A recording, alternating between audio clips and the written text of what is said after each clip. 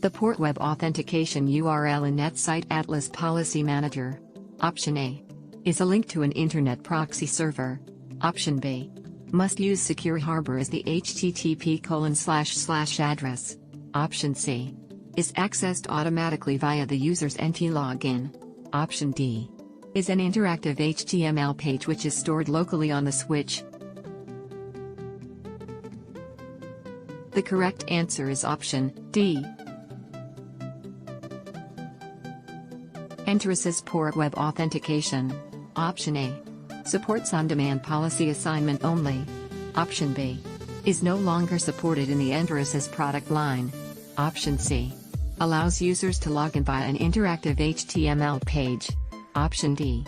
Provides guest networking by assigning unauthenticated users to a secure VLAN. The correct answer is option C. EPAL, Extensible Authentication Protocol over LANs, frames. Option A. Are VLAN tagged. Option B. Are not VLAN tagged. Option C.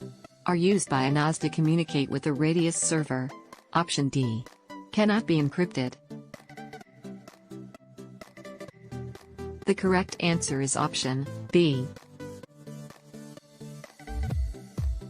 In an X environment, if an end station does not support authentication, then option A.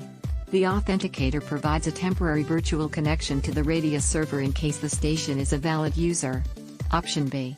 The authenticator's controlled port will remain in an unauthorized state, preventing the user from accessing network resources. Option C. It makes no difference because the switch will authenticate the station by default. Option D.